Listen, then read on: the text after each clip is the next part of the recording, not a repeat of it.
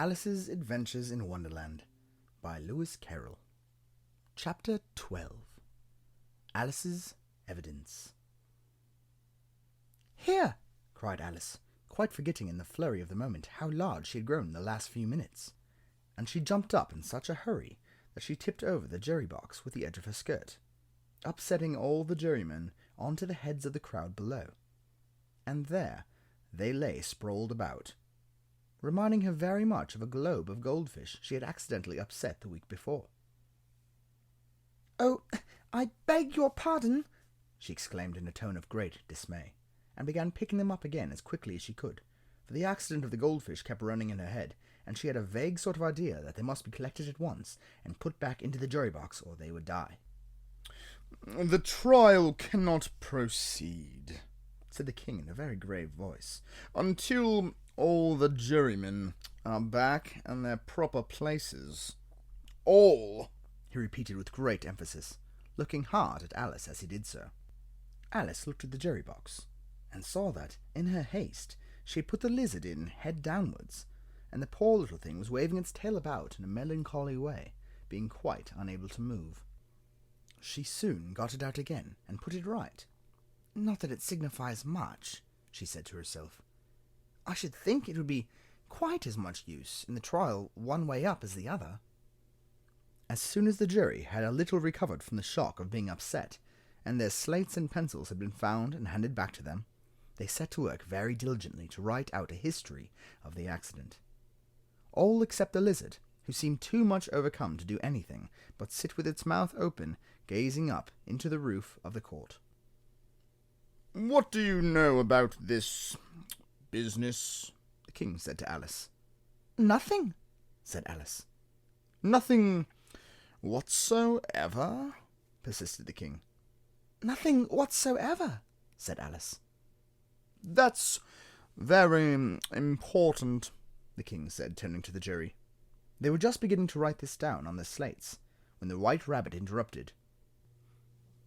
"Unimportant, your majesty means, of course," he said in a very respectful tone, but frowning and making faces at him as he spoke. "Unimportant, of course, I meant," the king hastily said, and went on to himself in an undertone. "Important.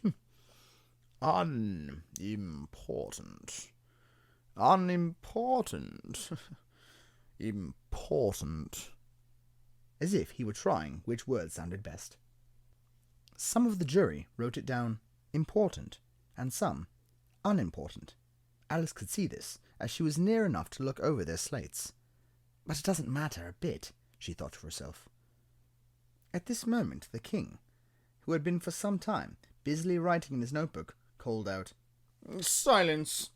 and read out from his book. "Rule 42. All persons more than a mile high to leave the court." Everybody looked at Alice. "I'm not a mile high," said Alice. "You are," said the king. "Nearly 2 miles high," added the queen. "Well, I shan't go at any rate," said Alice. "Besides, that's not a regular rule. You invented it just now." "It's the oldest rule in the book," said the king. "Then it ought to be number 1, said Alice. The king turned pale, and shut his notebook hastily. "Consider your verdict," he said to the jury in a low, trembling voice.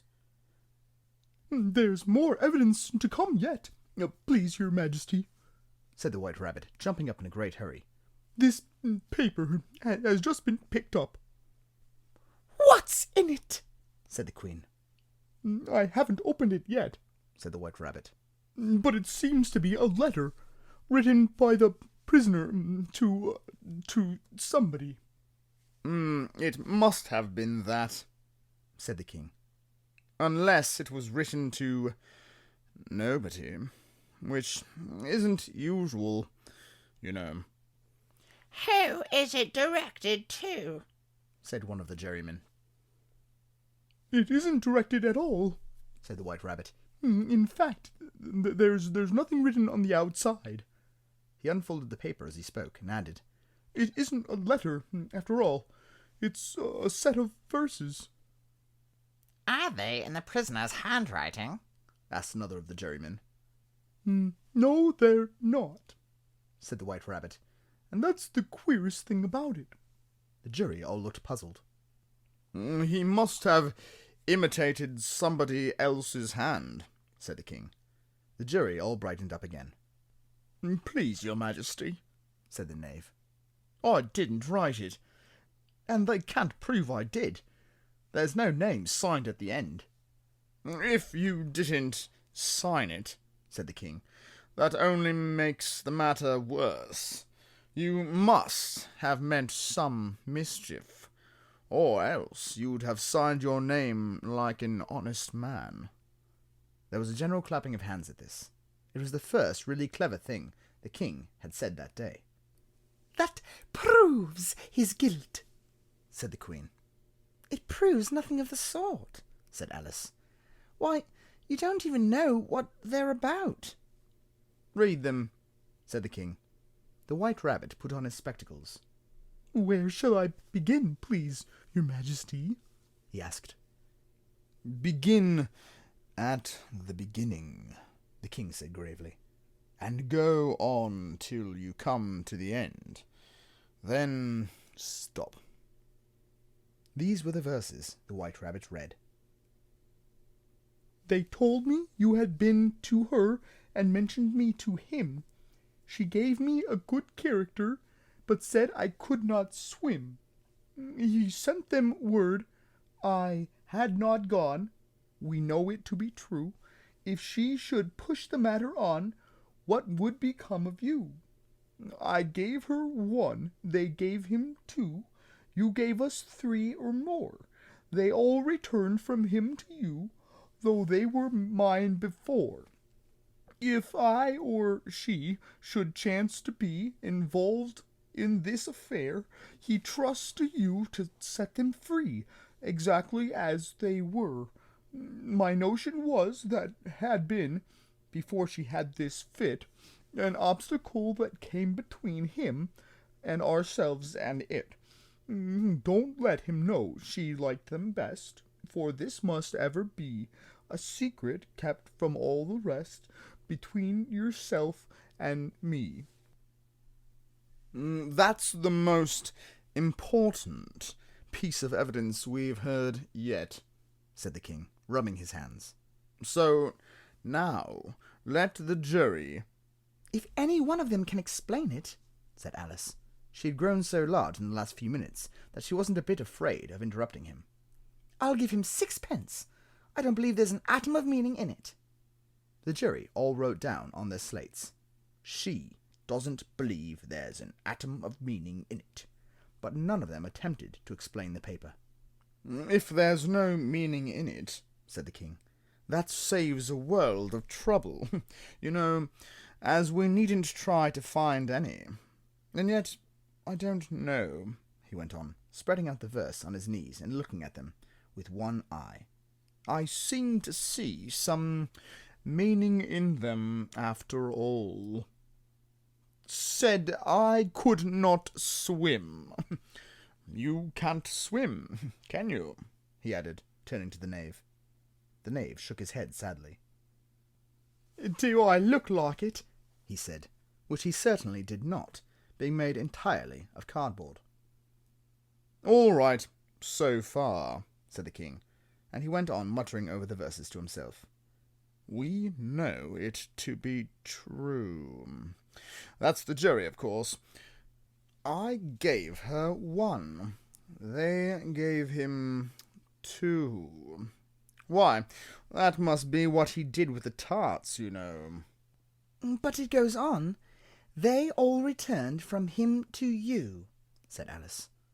Why, there they are, said the king triumphantly, pointing to the tarts on the table. Nothing can be clearer than that. Then again, before she had this fit... You never had fits, my dear, I think, he said to the queen. Never, said the Queen, furiously, throwing an inkstand at the lizard as she spoke.